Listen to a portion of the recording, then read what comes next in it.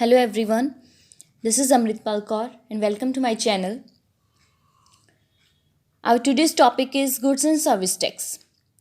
अब तो बहुत आम लोग भी इसके बारे में जानने लगे हैं, पर शुरुआत में जीएसटी की फुल फॉर्म को लेकर भी बहुत से जोक्स वायरल हुए थे, like it was taken as good night sweet dreams take care.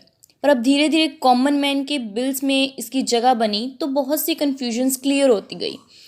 GST के बारे में जानकारी होना is not even mandatory for a student, even though a common man must know its layman version.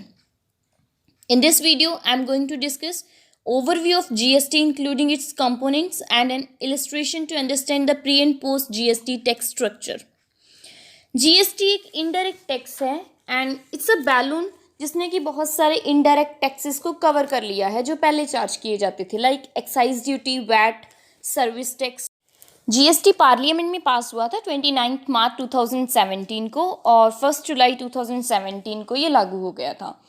GST in India is comprehensive multi stage tax, means जब supply chain में manufacturer से लेकर retailer तक देन अप टू कस्टमर तक हर एक stage के ऊपर GST charge किया जाता है। एंड डेस्टिनेशन बेस्ड टैक्स है बिकॉज टैक्स जो है वो at the point of consumption charge होगा। For example if goods are manufactured in Haryana but वो कंज्यूम जाके पंजाब में हो रही है, then entire tax revenue will go to Punjab government, not Haryana. और वैल्यू एडिशन पे जीएसटी चार्ज होगा, जो वैल्यू ऐड हुई है, जो मॉनेटरी वैल्यू ऐड हुई है उस सिर्फ उतनी वैल्यू एडिशन के ऊपर टैक्स चार्ज होगा। Next is components of GST. First is CGST. CGST तब चार्ज किया जाता है, CGST mean central GST. Intra state sales जब होती हैं, फॉर एग्जांपल अगर पंजाब में मैन्युफैक्चर हुई है गुड्स तो पंजाब में अगर सेल हो रही है तो यहाँ पे सीजीएसटी एंड एसजीएसटी चार्ज होगा, दोनों चार्ज होंगे। सीजीएसटी का रेवेन्यू सेंट्रल गवर्नमेंट के पास जाएगा, एसजीएसटी का रेवेन्यू स्टेट गवर्नमेंट के पास जाएगा। जो आईजीएसटी है that is levied on inter state sales and it is collected by central government. For example if goods are manufactured in Karnataka and sold in Maharashtra, then वहाँ पे IGST charge होगा।